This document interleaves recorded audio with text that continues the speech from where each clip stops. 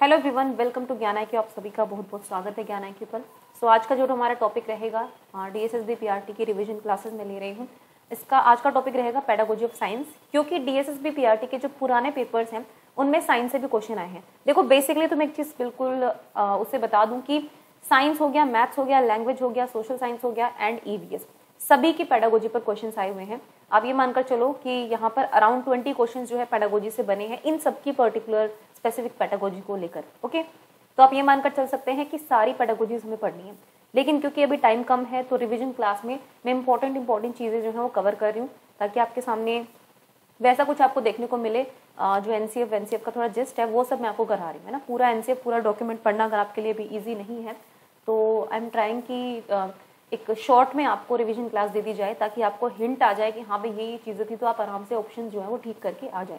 ठीक है, तो EVS की मैं करा चुकी हूँ, आज हम साइंस की करेंगे। नेक्स्ट मैथ्स, सोशल साइंस और लैंग्वेज की रह जाएगी, वो भी मैं आपकी कंप्लीट करा दूंगी 7 मार्च से पहले। ओके, तो चलिए स्टार्ट करते हैं आज की अपनी क्लास। जो बच्चे नए जुड़े हैं चैनल से, प्लीज़ प्लेलिस्ट को चेक करें, आपके लिए बहुत इंपॉर्टेंट कंटेंट मैंने वहाँ पर डाला हुआ है। हालांकि थ्योरी क्लासेस पे व्यूज़ काफ़ी कम रहते हैं, लेकिन अगर आप उन क्लासेस को ध्यान से देखोगे ना तो these classes is very important. मतलब मैं इतनी श्योरिटी तो देती हूँ कि मेरा कंटेंट हमेशा सही रहेगा आपके लिए, क्योंकि मैं कहीं ऐसे रैंडमली कहीं से नोट्स टेपी नहीं करती हूँ। मैं हमेशा डॉक्यूमेंट्स जो ऑफिशियल साइट्स होती है वहाँ के डॉक्यूमेंट्स को पढ़ती हूँ, उनसे जस्ट निकालती हूँ, तब आपके लिए नोट्स प्रिपेयर करती हूँ। So these are very beneficial for all of you. तो चलिए क्लास को स्टार्ट करेंगे। देखो मैंने ऑब्वियसली मैं यहाँ पर इंपॉर्टेंट चीज़ें कवर करूँगी जो बहुत इजी हैं साइंस से रिलेटेड, वो मैं नहीं कराऊंगी क्योंकि वो सबको आती है कि हाँ भाई यहाँ पे बिल्कुल हमें एक्टिविटी बेस्ड लर्निंग करानी है, एक्सपेरिमेंटेशन करानी है, प्रोजेक्ट वर्क कराना है, ये मेथड यूज़ करना है, वो मेथड यूज़ करना है, तो ये सब आपको पता है। ओके, लेकिन जो इंपॉर्टेंट है वो कराऊंगी। जैसे ये एक नई चीज़ थी जो आप लोगों को शायद ना भी पता हो, या फिर जिन्होंने NCF पढ़ा उनको पता होगी, बट ये बहुत इंपॉर्टेंट चीज़ है। ये आपके KVS एग्जाम में भी आपको हेल्प करेगा, प्लस DSSB के एग्जाम में भी। देखो एक आइडियल साइंस करिकुलम कैसा होना चाहिए ये NCF में बताया गया है, यानी कि NCERT का जो प्रॉपर डॉक्यूमेंट्स हैं उनमें ये बताया गया है कि 6 तरह की वैलिडिटी, यानी कि 6 तरह की वैधता के ऊपर जो है साइंस करिकुलम बेस्ड होना चाहिए। अब ये कौन कौन सी वैलिडिटी है ये आपको समझनी है। 6 के 6 आप नाम याद कर लेना। इफ अगर आपके सामने कोई ऑप्शन आता है वैलिडिटी से रिलेटेड तो आपको याद रहेगा कि हाँ भाई साइंस करिकुलम को डिजाइन करते हुए हमें इन वैलिडिटीज को फोकस पे रखना है। तो फर्स्ट वैलिडिटी है कॉग्निटिव वैलिडिटी, यानी कि संज्ञानात्मक वैधता, यानी कि साइंस करिकुलम के अंदर संज्ञानात्मक वैधता जरूरी है। ठीक है, अब ये क्या कहती है, ये कहती है कि जो कंटेंट, प्रोसेस और लैंग्वेज और पेडागोजिकल प्रैक्टिसेस होती हैं, यानी कि पाठ्यक्रम की या फिर पाठ्यचर्या की जो भी सामग्री आप यूज कर रहे हैं, जो भी उसका प्रोसेस होगा पढ़ाने का, जो भी भाषा आप यूज करेंगे या फिर जो भी शैक्षणिक अभ्यास आप कराएंगे, वो बच्चे की एज अप्रोप्रिएट होना चाहिए। पहली चीज, यानी कि उसके उम्र के हिसाब से होना चाहिए और बच्चे के कॉग्निटिव रीच में होना चाहिए। ऐसा ना हो कि बच्चा जो है आपका है मान लीजिए 10 साल का और आप उसको साइंस का लेवल पढ़ा रहे हैं 15 साल के बच्चे लेवल का, ऐसा नहीं करना है। तो कॉग्निटिवली रेडी हो बच्चा उस चीज को करने के लिए। आप यहाँ पर पियाजे को याद कर सकते हैं, यानी कि बच्चे का जो संज्ञानात्मक विकास है उस लेवल का होना चाहिए जिस तरह का कंटेंट, प्रोसेस ऑफ लैंग्वेज आप साइंस टीचिंग में दे रहे हैं। तो दिस इज कॉग्निटिव वैलिडिटी, इसको हम बोलते हैं कॉग्निटिव वैलिडिटी, जो कि आप बच्चे के कॉग्निशन से रिलेटेड होता है। नेक्स्ट है कंटेंट वैलिडिटी। कंटेंट मतलब जो भी सामग्री होगी, विषय वस्तु जो होगी, it requires that the curriculum must convey significant and correct scientific content। ये कहता है कि पाठ्यचर्या में बहुत ही महत्वपूर्ण और सही वैज्ञानिक सामग्री होनी चाहिए। जो भी आप कंटेंट ले रहे हो उसको सिंप्लीफाई करना है, यानी कि उसको आसान तरीके से पेश करना है, which is necessary to adapt the curriculum to the cognitive level of the learner. Again ये कनेक्टेड है इससे, है ना, कि बच्चे के लेवल का हो, इस तरह से आपको उसको पेश करना है। कई बार हम क्या करते हैं, चीजें हम ठीक करा रहे होते हैं एज के लेवल से, लेकिन हम जो रिप्रेजेंटेशन का तरीका होता है वो बहुत ही डिफिकल्ट कर देते हैं, तो उससे भी बच्चे का लेवल जो है मतलब थोड़ा सा ड्रॉप हो जाता है। मस्ट नॉट बी सो ट्रिविलाइज्ड, मतलब कि आपका यहाँ पर जो है वो पाठ्यक्रम इतना वो नहीं होना चाहिए कि वो बच्चे को जो भी मतलब मूल रूप से जो भी हो वो चीजें ना सिखाकर वो उनको मतलब मीनिंगलेस चीजें सिखा दे, ऐसा नहीं होना चाहिए ना। उसको पेश अच्छे से करना है, जो कंटेंट है आपकी सामग्री है उसको अच्छे से तैयार करना है और उसको सिंप्लीफाई वे में आपको प्रेजेंट करना है। तो this is content validity. Next validity की बात करें, वैलिडिटी नंबर 3, यानी कि प्रोसेस वैलिडिटी, यानी कि प्रक्रिया की वैधता। प्रक्रिया की किस तरह की होनी चाहिए। It requires the curriculum engage the learner in acquiring the methods and processes that lead to generation and validation of scientific knowledge. अब इसका मतलब क्या है कि जो पाठ्यक्रम शिक्षार्थी को उन विधियों और प्रक्रियाओं को प्राप्त करने में संलग्न करें जो वैज्ञानिक ज्ञान की उत्पत्ति और सत्यापन की ओर ले जाती है। अब दूसरी चीज़ ये है कि हम जब बच्चों को छोटे छोटे एक्सपेरिमेंट्स कराते हैं ना, थोड़ी थोड़ी चीज़ें बता देते हैं जो नेचुरल फिनोमेना के बारे में जो भी होता है, लेकिन क्योंकि साइंस की जो एजुकेशन होती है वो डिमांड करती है कि आपको साइंटिफिक नॉलेज को वैलिडेशन भी उसका करना होता है, साथ ही साथ आपको बच्चे के अंदर जो है एक नेचुरल क्यूरियोसिटी जो है वो नर्चर करनी होती है, यानी कि उनको जिज्ञासु बनाना है आपको, क्योंकि साइंस डिमांड करती है कि वो कंस्ट्रक्ट करे, वो डिस्कवरी करे, और उनके अंदर इसके लिए क्यूरियोसिटी होनी चाहिए, है ना, और क्रिएटिविटी भी बहुत जरूरी है। तो हमें प्रोसेस ऐसा रखना है कि बच्चे क्यूरियोसिटी उनके अंदर आए, वो क्रिएटिव बने, है ना, साइंटिफिक नॉलेज की तरफ जाए, वो जहां पर वो अपने फैक्ट्स को, प्रिंसिपल्स को जो है वो वैलिडेट कर पाए। Process validity is an important criteria since it helps the students in learning to learn science, क्योंकि ये बच्चों को सिखाती है कि आप किस तरह से साइंस को लर्न कर सकते हैं। ओके, कि हमें कोई भी फैक्ट ऐसे ही नहीं रटना है, हमें उसको पहले प्रूफ भी करना है, हमें एक्सपेरिमेंट करके भी देखना है, हमें डिस्कवरी भी करनी है। नहीं, ऐसा नहीं कि बुकिश नॉलेज है उसी को पढ़ना है, हम नई डिस्कवरी भी वहाँ पर कर सकते हैं। अब देखो नेक्स्ट है आपकी ethical validity. There are actually मैंने आपको शायद 6 बोल दिया है, 7 टाइप ऑफ वैलिडिटी होगा यहाँ पे, ठीक है। 4th है एथिकल, यानी कि आपकी नैतिक वैधता। इसका मतलब यहाँ पर क्या है, देखो एथिकल जो है, एथिक्स जो है वो हमेशा जुड़े रहने चाहिए किसी भी डिसिप्लिन के साथ, ये याद रखना, क्योंकि जब हम रिसर्च करते हैं तो रिसर्च में भी बोलते हैं कि एथिक्स होने चाहिए, है ना, आप किसी और का काम अपना बनाकर मत पेश करो। बेसिकली ये है कि आपके अंदर ऑनेस्टी होनी चाहिए, ऑब्जेक्टिविटी होनी चाहिए। ये नहीं है कि आप अपने तरीके से सोच रहे हैं, आपको हर किसी का पर्सपेक्टिव वहां पर लेना पड़ेगा, आपको एक जनरल पॉइंट व्यू से सोचना पड़ेगा, आप अपना बायसेस वहां पर नहीं ला सकते हैं। आपको कोऑपरेशन की भावना रखनी होगी, आपको दूसरे का भी पर्सपेक्टिव को लेना होगा, उन्हें भी आपको, मतलब बेसिकली आपको बायसनेस नहीं रहना है कि नहीं मैं जो सोच रहा हूँ वही ठीक होना चाहिए। तो जब भी आप साइंस में कुछ भी कर रहे हैं, डिस्कवरी कर रहे हैं, सर्च कर रहे हैं, तो उसमें भी आपके अंदर ऑनेस्टी होनी चाहिए। तो एथिक्स जो है वो हमेशा साथ चलेंगे, मतलब जो नैतिकता की हम बात कर रहे हैं वो भी साइंस में चलेंगी ना। तो ये मत सोचना कि भाई ये तो सोशल साइंस का पार्ट है, जो भी है, नहीं, ये वैलिडिटी है कि एथिकल जो अप्रोच है वो अपनानी चाहिए। जब भी आप साइंटिफिक चीजें सीख रहे हैं या फिर साइंस में कुछ कर रहे हैं तो आपके अंदर एथिकल वैलिडिटी भी होनी चाहिए, ठीक है। और बच्चे के अंदर ये कंसर्न आपको जगानी है, ओके, कि वो भाई अपने एनवायरनमेंट के लिए, जीवन के लिए, इन चीज़ों के लिए भी सोचे, क्योंकि हम साइंस में जब चीज़ें डेवलपमेंट करते हैं तो हम बेसिकली नेग्लेक्ट कर देते हैं इन चीज़ों को, लेकिन हमें बच्चों को सिखाना है कि नहीं, उनको नेग्लेक्ट नहीं करना है, उनको नेचर को, अपनी लाइफ को साथ लेकर चलना है। ओके, वही ऑनेस्टी, मतलब ईमानदार रहना है, बेसिकली आपको अच्छा रहना है हर चीज़ में। नेक्स्ट है आपकी ये है आपकी 5th नंबर की हिस्टोरिकल वैलिडिटी। हिस्टोरिकल वैलिडिटी का मतलब क्या होता है कि science curriculum be informed by a historical perspective enabling the learner to appreciate how the concepts of science evolve. अब ये वाली हिस्ट्री नहीं है कि भाई इसमें फैक्ट्स हिस्ट्री वहाँ पे आप चले जाएंगे मोहम्मद गजनवी टाइप्स, ऐसे नहीं है, ठीक है। इसका मतलब ये है कि जो साइंस है, साइंस का इवोल्यूशन किस तरह से हुआ है, मीन्स साइंस कैसे आया, क्यों पढ़ा हमने, ठीक है, और पुराने जो प्रिंसिपल्स हैं वो किस तरह से इवॉल्व हुए थे, है ना। जैसे हम न्यूटन्स के लॉ पढ़ते हैं, ठीक है, हम आर्किमिडीज प्रिंसिपल पढ़ते हैं, ये हमें इनकी इवोल्यूशन हिस्ट्री भी पता होनी चाहिए कि सारे इवोल्यूशन किस किस तरह से हुए हैं। क्योंकि जब आपको ये पता चलेगा कि हाँ भाई देवर ऑल्सो लोग थे जिन्होंने एक्सपेरिमेंट्स करे हैं, जैसे आइंस्टीन थे या जो भी न्यूटन थे, सब लोगों ने जो है पहले वो नॉर्मल लगते थे, लेकिन धीरे धीरे उन्होंने अपनी क्रिएटिविटी के साथ जो है साइंस में बहुत सारे इवोल्यूशन किए। It also help the learner to view science as a social enterprise and to understand how social factor influence the development of science. और साथ ही साथ जो उनके साथ सोशल फैक्टर्स भी जुड़े होते हैं उनको भी वो पहचाने, है ना। इवोल्यूशन किस तरह से होता है उसके साथ केवल साइंस नहीं जुड़ी होती है, उसके साथ वो सिचुएशन भी जुड़ी होती है जिसके अंदर वो इवोल्यूशन हुआ होता है। तो historical validity is also important.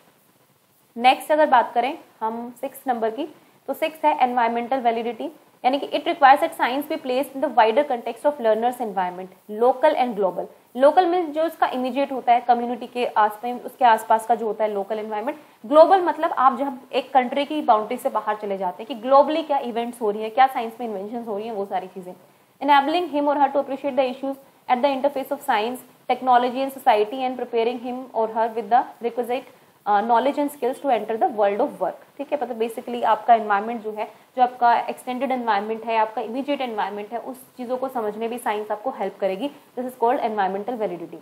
उसके बाद है एथिकल। आप हिंदी मीडियम वाले बच्चे बेटा प्लीज आप लोग ना ये देख लेना, हिंदी का पढ़ लेना साथ साथ, क्योंकि मेरे मुंह से थोड़े साइंस के मतलब इंग्लिश के वर्ड ज़्यादा निकलते हैं, वो एक फ्लो है ना। अदरवाइज मैं कोशिश करती हूँ कि मैं हिंदी में भी बोलूँ, लेकिन वो कहते हैं ना कि हम जिस तरह से पढ़ते आ रहे होते हैं, जिस तरह की लैंग्वेज हम यूज़ करते हैं, फिर वही साथ साथ चलते हैं।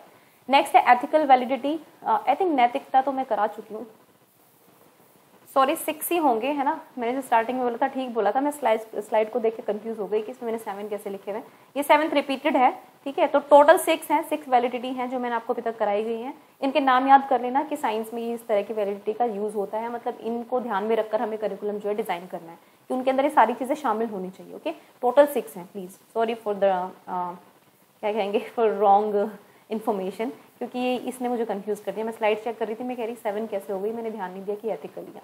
ओके, चलिए नेक्स्ट चीज़ देखते हैं।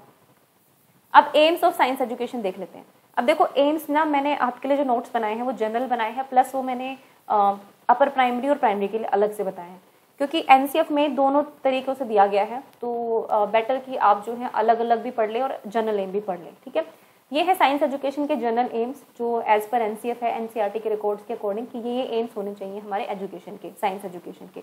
कौन कौन से हैं? Know the facts and principle of science and its application consistence with the stage of cognitive development, मतलब कि संज्ञानात्मक विकास के चरण के अनुरूप, जो कि आपने पियाजे के सुने ही हैं, 4 जो स्टेजेस बताई हैं उन्होंने, है ना, जिसमें आपकी बेसिकली फर्स्ट तो आप इग्नोर ही कर दीजिए क्योंकि वो तो साइंटिफिक उसमें आएगी नहीं। फिर ये साइंस का जो इनकलकेशन है जो आपका ईवीएस में चलता है, तो वो वहाँ पर उस स्टेज को आप ले सकते हैं जब बच्चे प्राइमरी में होते हैं। ओके, संज्ञानात्मक विकास के चरण के अनुसार ही आप विज्ञान और उसके अनुप्रयोगों के तथ्यों और सिद्धांतों को जान सकेंगे। एम पहला ये है, मतलब बच्चे जान सकेंगे। कौशल हासिल करना तथा उन तरीकों और प्रक्रियाओं को समझना जो वैज्ञानिक ज्ञान के सृजन और सत्यापन की ओर ले जाते हैं। अब देखो आपके सामने क्वेश्चन किस तरह से आएगा, मैंने जो एम्स बताए हैं ये एनसीएफ में दिए गए हैं। अब इन एम्स के अलावा 1-2 और आपको मिले जुले एम्स दे दिए जाएंगे और कहेंगे इनमें से कौन कौन से साइंस एजुकेशन के एम है। अब क्योंकि अगर आपने इन 6-7 एम्स को अच्छे से पढ़ लिया है तो आप पहचान जाएंगे, अदरवाइज आप कंफ्यूज हो जाएंगे कि नहीं वो भी होगा, क्योंकि वो भी वो ऐसा देंगे जो साइंस से रिलेटेड ही होगा। तो बेटर कि आप इनको रट लो या फिर इनको समझ लो, इनके 2-4 जो पॉइंटर्स हैं वो याद कर लो कि भाई ये एम है। Okay, so acquire the skills of and understand the methods and processes that lead to generation and validation of scientific knowledge। ठीक है, यानी कि वही कौशल, कुछ स्किल्स हासिल करेंगे जो साइंस में चाहिए होती हैं, उन मेथड्स को समझेंगे, उन प्रोसेसेस को समझेंगे जिससे हम साइंटिफिक नॉलेज को सत्यापित करते हैं। नेक्स्ट है विज्ञान का एक ऐतिहासिक और विकासात्मक दृष्टिकोण विकसित करना, यानी कि हिस्टोरिकल और डेवलपमेंटल पर्सपेक्टिव। ये अगेन वो हिस्टोरिकल वैलिडिटी के अंदर आ गया कि भाई ये मतलब एक हिस्टोरिकल डेवलपमेंट पर्सपेक्टिव बनाएंगे बच्चे दिमाग में कि साइंस की ये हिस्ट्री थी, इस तरह से इवैल्यूएशन हुआ था। And enable her to view science as a social enterprise, है ना, मतलब साइंस के साथ बेसिकली यहाँ पर सोशल, ये भी आपको याद रखना है कि ये एक सामाजिक उद्यम है, ये कोई अलग नहीं है समाज से, बल्कि समाज में रह के ही साइंस आपकी इवॉल्व होती है। ठीक है, तो ये होगी आपका तीसरा। इवन मैं तो कहूँगी एक बार मेरा सुन लो बोल के, है ना, मैं जो बोल रही हूँ वही आप दिमाग में रख लोगे तो भी आपको याद रह जाएगा। नेक्स्ट है रिलेट टू द एनवायरनमेंट, अपने एनवायरनमेंट से रिलेट करना है, नेचुरल एनवायरनमेंट से, है ना, जो आर्टिफैक्ट्स यानी कि कलाकृतियाँ होती हैं उनसे भी और लोगों से, local as well as global, and appreciate the issues at the interface of science, technology and society. ठीक है, अब है acquire the requisite theoretical knowledge and practical technological skills to enter the world of work, कि आपको theoretical knowledge भी होनी चाहिए, यानी कि जो सैद्धांतिक ज्ञान है वो भी आपके पास होना चाहिए, प्लस प्रैक्टिकल आप किस तरह से करेंगे वो भी आपको पता होना चाहिए। टेक्नोलॉजी स्किल्स, यहाँ पे आईसीटी को भी आप देख सकते हैं, आईसीटी का साइंस में क्या यूज है। नर्चर द नेचुरल क्यूरियोसिटी, यानी कि बच्चे के अंदर जो नेचुरल जो जिज्ञासा होती है उसको बढ़ाना। एस्थेटिक साइंस, यानी कि सौंदर्य बोध, and creativity in science and technology, यानी कि सृजनात्मकता भी आपके अंदर, उसका भी पोषण हमें करना है। तो ये है जनरल एम्स, अंडरस्टैंड, ये जनरल एम की बात करी है मैंने, ये कोई क्लास स्पेसिफिक नहीं है, जनरल एम्स है। Imbibe the values of honesty, integrity, cooperation, concern. अगर आप ध्यान से इन एम्स को देखेंगे तो आप ये देखेंगे कि ये सारे वैलिडिटी पर बेस्ड है। ओके, जो वैलिडिटी मैंने आपको स्टार्टिंग में कराई उन्हीं पर एम्स बनाए गए हैं। ईमानदारी, अखंडता, सहयोग, जीवन की चिंता और पर्यावरण के संरक्षण को लेकर, ये आपका रिलेटेड है एथिकल वैलिडिटी से। नेक्स्ट है cultivate scientific temper, objectivity, critical thinking and freedom from fear and prejudice, यानी कि आपका वैज्ञानिक स्वभाव, निष्पक्षता, आलोचनात्मक सोच और भय और पूर्वाग्रह से मुक्ति का विकास करें, कि आप किसी भी साइंटिफिक चीज में जब डिसीजन ले तो वो ऑब्जेक्टिव होकर ले, ना कि बायसनेस होकर, मतलब अपना पर्सपेक्टिव उसमें ना मिलाएं, बल्कि जो फैक्ट्स हैं, प्रिंसिपल्स हैं, जो एक्चुअल में रियल चीज है आप उसी को दर्शाएं, ये बेसिकली कहने का मतलब है। ओके, तो ये थे आपके कुछ एम्स जो कि जनरल एम्स थे, ये आपसे पूछे जा सकते हैं पेपर में। नेक्स्ट हम चलेंगे प्राइमरी स्टेज की बात करते हैं, क्योंकि पर्टिकुलरली प्राइमरी को लेकर क्या ऑब्जेक्टिव्स है। प्राइमरी को लेकर है to nurture the curiosity of the child about the world. ठीक है भाई, उसके अंदर जिज्ञासा आपको डेवलप करनी है। Okay, to have the child engage in exploratory and hands on activities, क्योंकि यहाँ पर हम बड़े बड़े एक्सपेरिमेंट्स नहीं करेंगे, छोटे छोटे एक्सपेरिमेंट्स कर सकते हैं। जैसे हम वो कैंडल वाला करते हैं ना, कि कैंडल को ऑक्सीजन चाहिए जलने के लिए, तो ऊपर से ग्लास डाल दिया तो देखो जो कैंडल की लाइट है वो बंद हो जाएगी, मतलब ये एक डेमोन्स्ट्रेशन करके दिखाया जा सकता है। नॉर्मल सीड जर्मिनेशन वाला करके दिखाया जा सकता है बच्चों को। तो हैंड्स ऑन एक्टिविटी हो और एक्सप्लोरेटरी हो, जिसमें वो जो है कुछ ना कुछ खोज करे, तो यही करना है। To acquire the basic cognitive and psychomotor skills, okay, focus on this word psychomotor skills through observation, classification, inferences. यानी कि यहाँ पे बच्चों को ऑब्जर्व करना है, उनको अंदर ऑब्जर्वेशन स्किल्स वो डेवलप करनी है, चाहे वो बच्चों को एक्टिविटी के अंदर इन्वॉल्व करें आप, चाहे आप उनको इंडिविजुअल एक्टिविटी दें या फिर आप ग्रुप एक्टिविटी दें। क्लासिफिकेशन करना सिखाएं उनको, चीज़ों को, जो भी चीज़ उन्हें दिखे उन्हें वो डिफरेंट तरीके से क्लासीफाई कर पाए, इन्फरेंसेस निकाल पाएँ, बेसिकली एक तरह से अनुमान लगा पाएँ आगे आने वाली चीज़ों का, मतलब प्रिडिक्ट कर पाए थोड़ा सा, ठीक है। प्रिडिक्शन भी यहाँ पे इंपॉर्टेंट होता है। उसके अलावा प्राइमरी पे होता है to emphasise design and fabrication, estimation and measurement as a prelude to development of technological and quantitative skills of later stages. मतलब जो बाद के उनकी लेटर स्टेजेस आने वाली हैं, बाद के जो चरण आने वाले हैं, तकनीकी और मात्रात्मक कौशल के विकास के लिए एक प्रस्तावना के रूप में डिजाइन का निर्माण और आकलन और माप पर जोर देना। बेसिकली मेजरमेंट, एस्टिमेशन और फैब्रिकेशन का मतलब यहाँ पर ये है कि जब भी आप साइंस में कोई एक्सपेरिमेंट करते हैं तो आपको वहां पर मेजरमेंट करना भी जरूरी है। एस्टिमेट यानी कि आपको पहले से एस्टिमेशन लगाना पड़ेगा कि ये फैक्ट्स हो सकते हैं, इंपॉर्टेंट है। उसके बाद उनको मेजर करना पड़ेगा, उनको चेक भी करना पड़ेगा कि वो रियल है, कि आपका जो है आप कितने करीब पहुंचे हैं एक्चुअल में, या फिर कितना वो मतलब एग्जैक्ट होगा। तो इस तरह की चीजें जो है इन पर भी फोकस करना है कि बच्चे इन चीजों की क्वांटिटेटिव, मतलब क्वांटिटेटिव का ये है कि क्वांटिफाई करना है एक चीज को। आप मेजरमेंट करते हो तो क्वांटिफाई भी करते हो, है ना, कि मान लीजिए आपने बॉडी का वेट किया है, हाइट का वेट किया है, इसके अकॉर्डिंग क्या होना चाहिए। अगर आप ब्लड के बारे में कुछ बता रहे हैं तो उसके बारे में, है ना, ये सारी चीजें। To develop the basic language skills, basic language skills मैंने पहले भी कहा था कि ईवीएस में जो है बच्चों की जो लैंग्वेज है उसको इनकलकेट किया ही जा रहा है। तो ऑब्वियसली प्राइमरी स्टेज पे साइंस जो है वो ईवीएस के अंदर इंक्लूड होती है, तो लैंग्वेज स्किल्स को भी डेवलप करना है, जैसे speaking, reading, writing, not only for science but also through science. Science के लिए नहीं बल्कि साइंस के साथ साथ भी आपको लैंग्वेज स्किल्स जो है सिखानी है।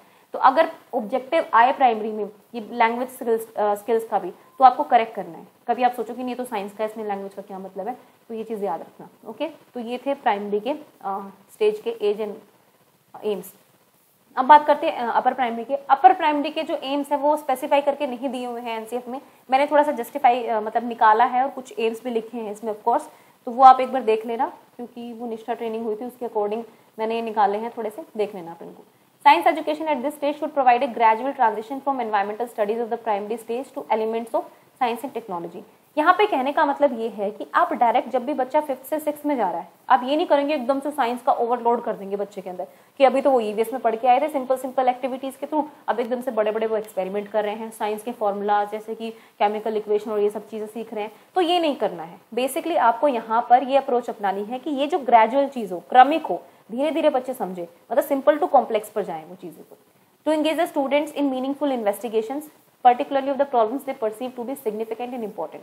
यानी कि जो बच्चों की डेली लाइफ में जो इंपॉर्टेंट और सिग्निफिकेंट प्रॉब्लम्स आती है उनको लेकर आप इन मीनिंगफुल इन्वेस्टिगेशन में उनको एंगेज करेंगे। Science content at the upper primary stage should not be govern by disciplinary approach. मतलब यहाँ पर आपको ये नहीं देखना कि साइंस एक अलग से डिसिप्लिन आ गया आपके लिए और अब आपको इसमें बहुत डीप में पढ़ना है, ये वो डिसिप्लिनरी अप्रोच यहाँ पर नहीं अपनानी है, बल्कि उसको एक तरह से आपको वही पुराने वाले उस पर रखना है कि साइंस को भी कनेक्ट करना है दूसरी चीजों से। ऐसा नहीं है कि उसके अंदर आप लैंग्वेज को छोड़ दोगे, बिल्कुल साइंस पर फोकस करोगे, क्योंकि वो एकदम से जो 5th के 6th का ट्रांजिशन होता है वो स्मूथ होना चाहिए। बेसिकली वो बहुत ही अटपटा ना हो बच्चों के लिए कि अभी तक तो हम ईवीएस पढ़ते आ रहे थे जिसमें हम इतने फैक्ट्स पर ध्यान नहीं दे रहे थे, एकदम से अब फैक्ट्स आ गए, फॉर्मूलाज आ गए, प्रिंसिपल्स आ गए, तो वो ना लगे बच्चों को। तो वो धीरे धीरे आपको छोटी छोटी एक्टिविटीज से एक्सपेरिमेंटेशन पर पहुंचना होगा, ठीक है, ये बताया एनसीएफ में। उसके अलावा साइंस करिकुलम पर प्राइमरी स्टेज पर क्या डेवलप करने की कोशिश करनी चाहिए उसको, ये कुछ है कि हिंदी में ट्रांसलेशन नहीं किया है, सॉरी ये स्लाइड रह गई। Scientific temper and scientific thinking, बच्चों के अंदर साइंटिफिक टेम्पर आना चाहिए, थिंकिंग आनी चाहिए कि वो साइंस के हिसाब से सोच पाए चीज़ों को। साइंटिफिक टेम्पर का मतलब है कि वो क्रिएटिव हो पाए, थोड़ा सा वो क्रिटिकल थिंकिंग अपनाएं, वो हाई ऑर्डर जो आपकी इंडक्टिव और डिडक्टिव रीजनिंग है वो कर पाए। The process skill of science which includes, process skills होनी चाहिए, प्रक्रिया कौशल होना चाहिए उनके अंदर, किस तरह से प्रक्रियाएं होती हैं, जिसमें क्या क्या आता है। अब यहाँ पे दिया हुआ है, पहला है ऑब्जर्वेशन मतलब निरीक्षण कर पाए, अवलोकन कर पाए। फिर है पॉजिंग क्वेश्चन पूछ पाए, और क्वेश्चन मतलब एक दूसरे से भी, टीचर से भी, तो उनके अंदर होना चाहिए। Searching various resources of learning, बहुत सारे रिसोर्सेज को सर्च करना है उन्हें कि भाई किस किस तरह से हम लर्निंग एक्वायर कर सकते हैं। प्लानिंग इन्वेस्टिगेशंस, इन्वेस्टिगेट करना। हाइपोथेसिस मतलब अपनी कुछ हाइपोथेसिस बनाना, है ना, टेस्ट करना। फिर उनको किसी प्रॉब्लम के सोल्यूशन जब आप निकालते हैं प्रॉब्लम सॉल्विंग में, तो पहले आप हाइपोथेसिस बनाते हैं, परिकल्पनाएं, पूर्व कल्पनाएं बनाते हैं, उसके बाद उनको टेस्ट करते हैं। Using various tools for collecting, analysing, interpreting data, आपको टूल्स कनेक्ट करने हैं। टूल्स में यहाँ पर आपका जैसे पोर्टफोलियो हो सकता है ना, या फिर आपकी इंक्वायरी अप्रोच हो सकती है। टूल्स और टेक्निक्स जो होती है उनको यूज़ करना है। प्रोजेक्ट मेथड हो सकता है, आपका एक्सपेरिमेंटेशन हो सकता है, डेमोन्स्ट्रेशन हो सकता है, ये सब।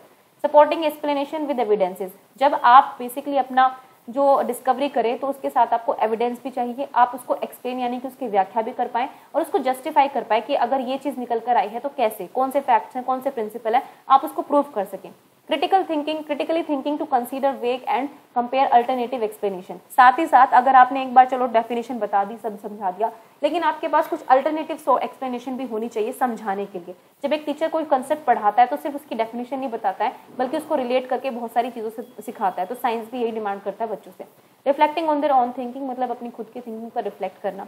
नेक्स्ट है appreciation for historical aspects of evolution of science, यानी कि जो हिस्टोरिकल एस्पेक्ट्स हैं साइंस के एवोल्यूशन पर, उनको अप्रिशिएट करेंगे।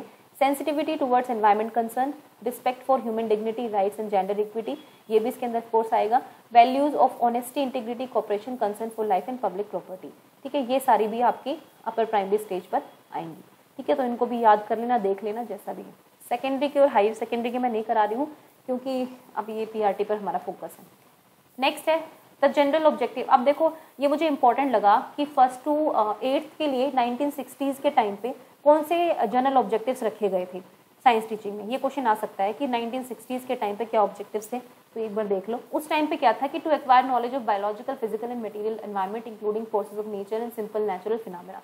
तो आप देखेंगे पहली से 5वीं तक, क्योंकि उस टाइम पे आपकी ईवीएस नहीं होती थी, साइंस की अलग किताबें होती थी, तो पर्टिकुलरली साइंस था यहाँ पे बच्चे के एनवायरनमेंट को छोड़ के जो प्रॉपर फिजिकल साइंस होती है आपके, उसको यूज़ किया गया है यहाँ पर। तो ये था कि बस बच्चे बायोलॉजिकल, फिजिकल और मटेरियल एनवायरनमेंट को समझ पाएँ।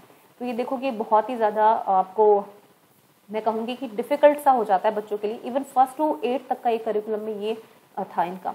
प्रकृति की शक्तियों और सरल प्राकृतिक घटनाओं से एक जैविक, भौतिक और भौतिक वातावरण का ज्ञान प्राप्त करना, तो टिपिकल साइंस थी उस टाइम पे। To develop scientific attitude such as objective outlook, spirit of inquiry, truthfulness, integrity, मतलब ये सारी चीज़ें है ना, हिंदी में देखते हैं। जांच की भावना, सच्चाई होनी चाहिए, अखंडता होनी चाहिए, आविष्कारशीलता होनी चाहिए, कुछ ना कुछ आविष्कार करें, सटीकता मतलब प्रिसीजन होना चाहिए एकदम से, है ना। जैसे वैज्ञानिक दृष्टिकोण विकसित करना है। अपर्याप्त डेटा पर जल्दबाजी में निष्कर्ष से बचना, कि अगर आपके पास डेटा जो है वो बहुत कम है तो उस पर कोई निष्कर्ष, कंक्लूजन्स ना निकालें। Respect for opinion of other, और अगेन दूसरों के ओपिनियन का रिस्पेक्ट करना। तो ये थे आपके एक्सक्लूसिवली 1st to 8th के साइंस टीचिंग के ऑब्जेक्टिव्स, जो एनसीएफ के अकॉर्डिंग है, जो भी है, जो नेशनल पॉलिसीज थी वहाँ पर जो रखे गए थे। लेकिन आप देखेंगे कि यहाँ से अब में बहुत सारे चेंजेस आ चुके हैं। ओके, तो आज हमने बेसिकली ये बात की है जनरल ऑब्जेक्टिव्स की, एम्स की, साइंस करिकुलम की। पेडागोजी में बहुत इंपॉर्टेंट पार्ट है। एक मेथड्स ऑफ साइंस और प्रोसेस स्किल्स वगैरह ये रह गया है थोड़ा सा, लेकिन मुझे लगा कि अभी क्योंकि पेडागोजी, क्योंकि मैं रिवीजन ले रही हूँ आपकी, क्योंकि इन सब चीज़ों को सिखाने में बहुत टाइम लगता है, तो अभी इतना नहीं हो पाएगा। अभी आपके लिए यही है इम्पॉर्टेंट कि आप लोग इनको देखें। साथ ही साथ मेथड्स और स्किल्स, जैसे कि आपको नॉर्मल पता है कौन कौन से मेथड्स होते हैं, तो मुझे लगा वो इंक्लूड करना ज़्यादा इंपॉर्टेंट नहीं होगा अभी। जैसे कि आपके प्रोजेक्ट मेथड हो गया, आपका एक्सपेरिमेंटेशन हो गया, आपका ऑब्जर्वेशन हो गया। ओके, उसके बाद असेसमेंट के लिए आप रेटिंग स्केल्स का यूज़ करते हैं, आप एनेक्डोट्स बनाते हैं जो ऑब्जर्वेशन के टाइम पे बनाते हैं। तो ये सारी चीज़ें आपसे, इनके बारे में भी क्वेश्चन आ सकते हैं। इंडक्टिव, डिडक्टिव रीजनिंग, दोनों ही रीजनिंग यूज़ होती हैं साइंस में, लेकिन डिपेंड करता है कि क्वेश्चन क्या आता है, उसके अकॉर्डिंग आपको आंसर करना होगा यहाँ पे। ठीक है, तो चलिए आज की क्लास को यहीं पर ख़त्म करते हैं। I hope you like it and thank you for watching. ज्ञान IQ।